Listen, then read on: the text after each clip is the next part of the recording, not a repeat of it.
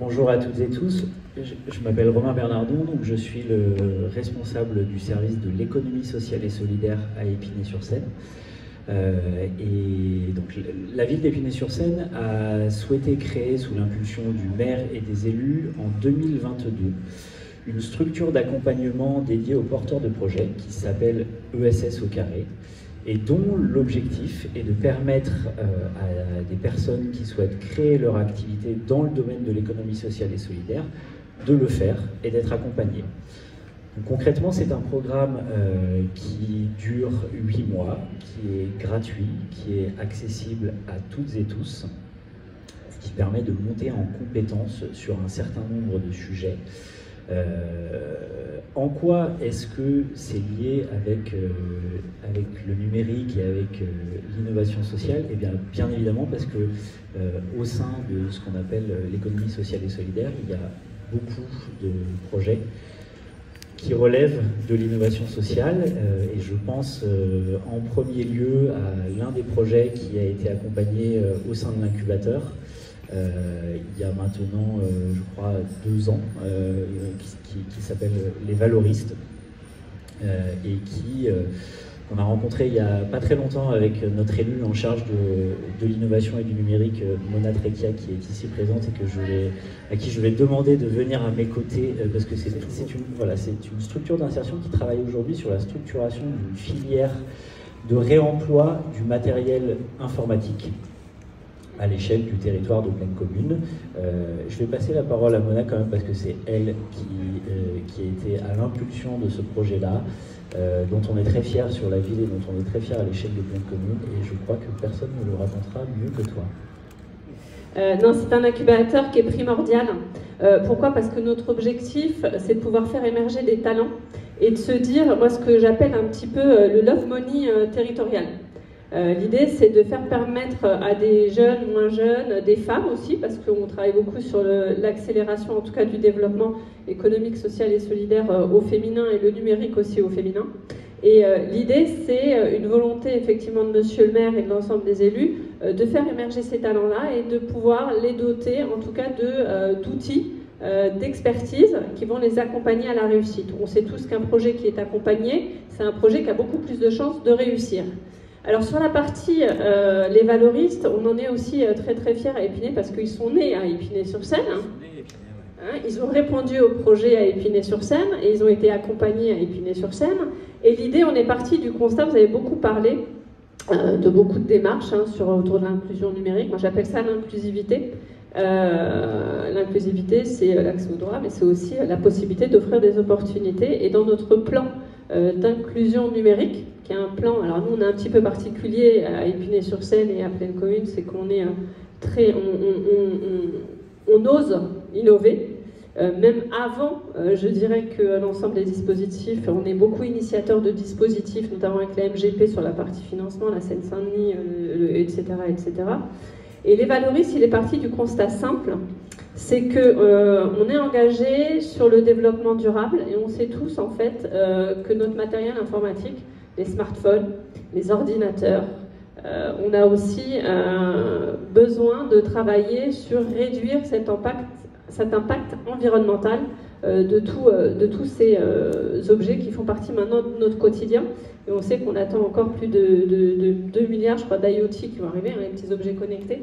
Et on est parti de ce constat simple que sur un territoire, aussi, on a la possibilité, à travers du développement économique, social et solidaire, d'avoir des boucles vertueuses et de pouvoir collecter, en fait, avec des partenaires aussi comme Emmaüs Connect, de collecter des ordinateurs. Il n'y a pas que les chats qui ont plusieurs vies. Le matériel informatique peut avoir aussi plusieurs vies, c'est le cas. Et l'idée, c'est de récupérer et de créer aussi une filière d'insertion. Les ordinateurs qu'on récupère, en fait, ça permet aussi à des jeunes sur le territoire, notamment des lycéens, en lycée professionnel, de reconditionner les ordinateurs. Donc on a un impact social. On permet aussi à ces jeunes de pouvoir se former sur les métiers de techniciens, parce que, contrairement à ce qu'on pense, l'informatique, c'est une vaste panoplie de métiers qui ne sont pas tous des bac plus 5, métiers d'ingénieur, etc. Et ensuite, on les redistribue de manière solidaire via les valoristes qui reconditionnent, qui interviennent sur la partie insertion et emploi, et après on redistribue à des prix abordables, mais bien plus qu'abordables, je dirais. Donc l'idée, c'est aussi de doter les unes et les uns, que chacune et chacun de nous puisse avoir un ordinateur à la maison. Et ça, c'est tout le travail aussi que mènent en amont les équipes. Quand il y a un appel à projet d'acteurs de l'ESS qui vient voir Romain Bernardon pour lui présenter le projet, l'idée, c'est qu'à la fois, on a un impact social, un impact économique et un impact environnemental. On construit demain ensemble, on construit avec vous, pour vous, et bien sûr, on est ville connectée, mais je dirais surtout ville connectée à la réalité, aux spinaciennes et aux spinaciens, et on offre à chacune et chacun une solution concrète, pragmatique, à moins de 10 minutes de son domicile. C'est ça l'objectif, et c'est notre devoir. Alors, nous, on a commencé en 2014. Et après, si tu veux rajouter quelque chose, après je reparlerai plus largement de l'inclusion numérique. Merci Mona. Voilà. Moi j'aime beaucoup cet exemple parce que je trouve que souvent ça peut être un peu vaporeux, voilà, ces structures d'accompagnement, ces incubateurs, on ne sait pas toujours ce que ça recouvre et concrètement ce à quoi ça correspond et ce que ça permet d'apporter. Voilà, et donc là, en l'occurrence, je trouve que l'exemple des valoristes est particulièrement pertinent pour le lien qui peut exister entre l'innovation sociale à laquelle on travaille tous sur ce territoire et ce que peut être le rôle d'une structure d'accompagnement comme la nôtre qui va venir prendre ces projets, les connecter aux différents acteurs du territoire, leur permettre de monter en compétences et ensuite de développer une activité à l'échelle du territoire qui ait une forte valeur ajoutée à destination des habitantes et des habitants, parce que c'est quand même ça l'idée, c'est quand même ça l'objectif politique qui était celui de la municipalité au travers de la création de cette structure, c'est d'être un levier à la fois pour les habitantes et habitants du territoire qui pourraient avoir des idées, un projet qu'ils ont envie de développer, comme c'est certainement le cas pour un certain nombre d'entre vous, mais qui ne savent pas toujours comment s'y prendre, par où commencer. Voilà, on a la chance d'être dans une ville et sur un territoire sur lequel il y a beaucoup d'acteurs qui se mobilisent pour favoriser votre réussite et pour vous permettre d'avancer dans la structuration de ce vers quoi vous avez envie d'aller.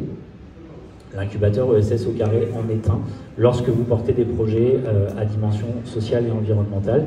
Sachez-le, on vient de refermer une première période d'appel à projet, donc c'est une période dans laquelle en fait on propose aux personnes qui ont une idée ou un projet de répondre à un appel à candidature et de proposer leur projet pour être accompagné pendant plusieurs mois, encore une fois je le répète, gratuitement et disposer de formations théoriques et pratiques pour perfectionner son projet.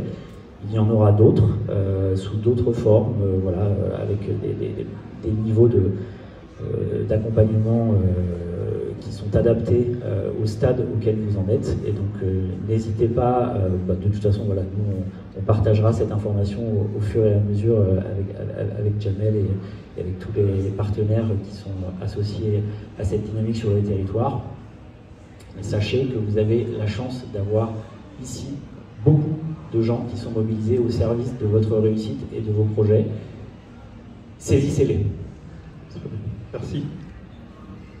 Donc, vous êtes conseillère municipale dédiée à l'innovation digitale de la ville numérique. À la ville numérique et aussi au sein de plein de communes, c'est ça? Voilà, tout à fait. Expliquez-nous. Donc en fait, moi je vais vous faire un petit voyage dans le temps. Imaginez qu'en 2014, on parlait tous de fibre optique, fallait être connecté, et déjà on avait un problème de fracture numérique sur la connectivité. Épinay-sur-Seine, première ville connectée d'Île-de-France en fibre optique. Donc c'est plutôt une belle réussite qu'on a menée, portée aussi par monsieur le maire et l'ensemble des élus.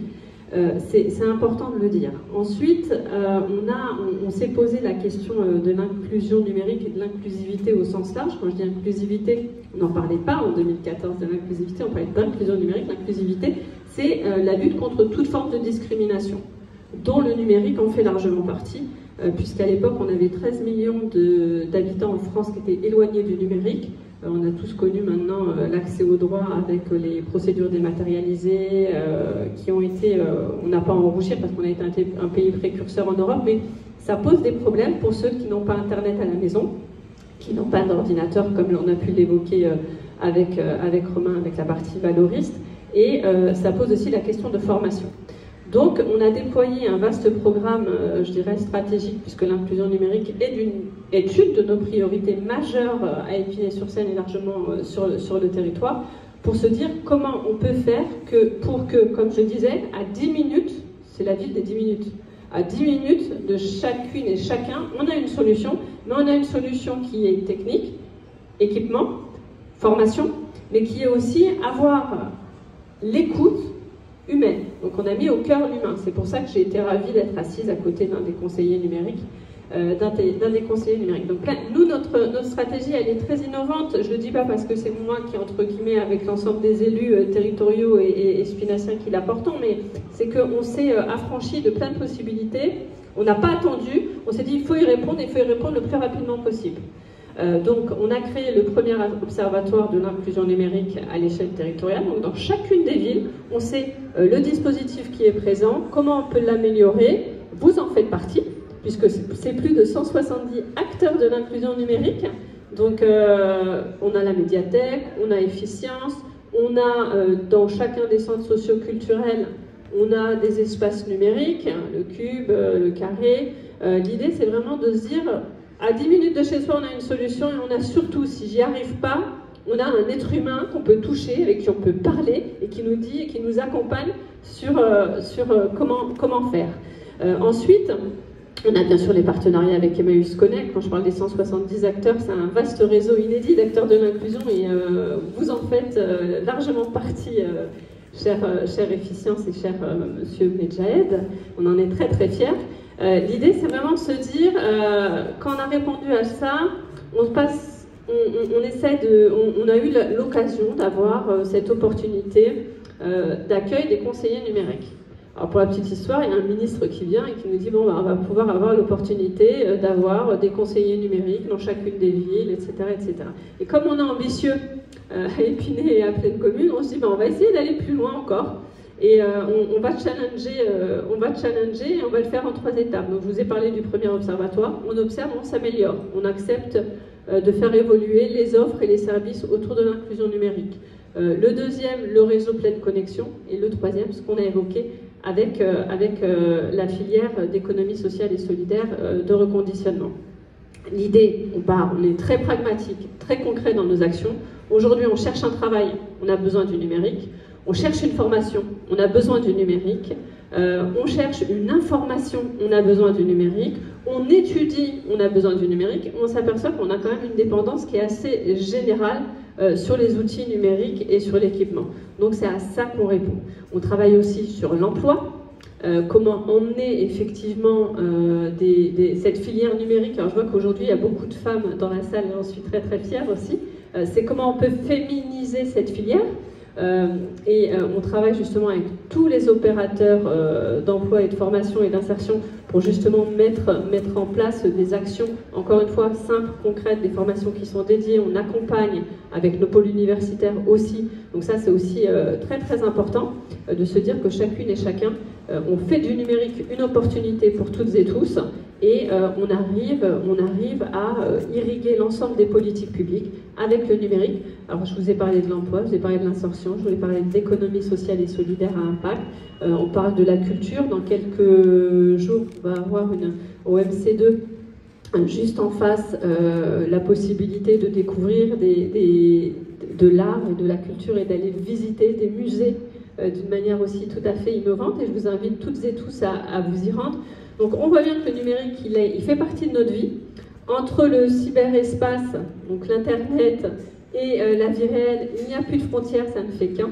Et on accompagne aussi l'ensemble des populations sur ce que j'appelle moi la cyberbienveillance, c'est-à-dire éviter qu'on soit de tout âge, et vous l'avez évoqué dans votre propos introductif, qu'on anticipe en tout cas les dangers des usages du numérique. Alors ça va de la cybercriminalité à la protection de l'enfance, en passant aussi par les seniors et toutes les arnaques qu'on peut avoir via les smartphones, via Internet, etc. Donc on les accompagne et on compte sur l'ensemble des acteurs aussi pour accélérer, si je mets un petit peu perspectives et de prospectives sur les mois à venir sur ces sujets de cybersécurité.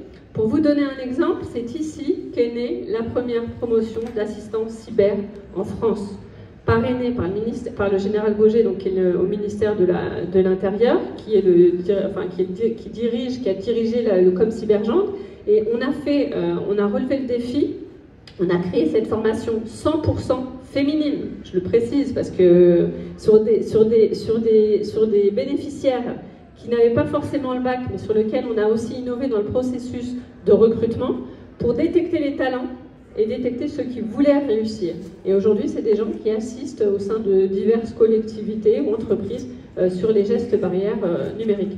Donc tout ça pour vous dire, on est très très riche en termes de démarches, d'actions concrètes. On voit bien qu'on a le hub francilien. Vous avez évoqué largement, bravo mesdames, parce que aussi ça fait plaisir de voir des femmes en présentation sur les sujets du numérique. Mon inclusion, on sait que c'est féminin, mais j'interviens aussi sur d'autres sujets où on est moins présente. Donc ça, c'est aussi quelque chose qui nous tient à cœur aussi avec Monsieur le maire. La présence féminine dans les filières qui ne sont pas réservées qu'aux hommes, ça tombe bien. En plus, on est dans le mois, moi je dis le 8 mars, c'est toute l'année, mais on est dans ça. Dans ce qui est important, vous avez largement évoqué la métropole du Grand Paris. C'est un de nos partenaires privilégiés à la fois sur l'incubateur, mais aussi sur la filière ESS de reconditionnement avec les valoristes. Un dossier qui est largement suivi par Marianne, qui est dans la salle, et qui est à l'œuvre, je dirais, sur l'économie sociale et solidaire. Concrètement, on est en phase, et ça je vais juste le dire aussi, c'est important, on est en phase aussi de récolte de matériel avec Emmaüs Connect et les valoristes. Vous pouvez aller leur déposer vos vieux téléphones qu'on a parfois dans les tiroirs, les vieux ordinateurs, pourquoi pas faire un point de collecte ici, pourquoi pas, et ensuite ça sera redistribué. Donc en tout cas on est très heureux sur cette partie hackathon. Moi j'ai le souvenir parce qu'en fait on irrigue aussi les méthodes d'innovation, et pour ça je tiens vraiment à vous dire bravo à vous et tous vos partenaires. Parce que moi j'ai le souvenir d'avoir fait un premier hackathon dans le cadre des JOP, je crois que c'était en 2016, et je sais comme c'est à la fois très très riche, on apprend beaucoup de choses, et nous on veut innover avec les acteurs de terrain, parce qu'on est très pragmatique, on veut répondre à des besoins, avec un retour, je dirais, directement sur les bénéficiaires.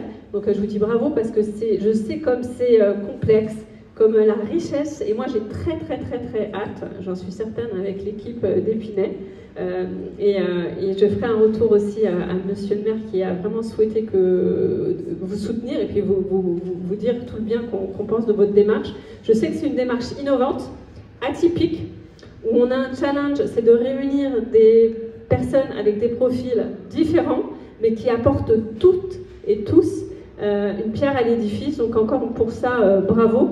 On vous suit de très très près, on sera au rendez-vous pour vous soutenir avec vos partenaires. Merci en tout cas de votre invitation. Merci.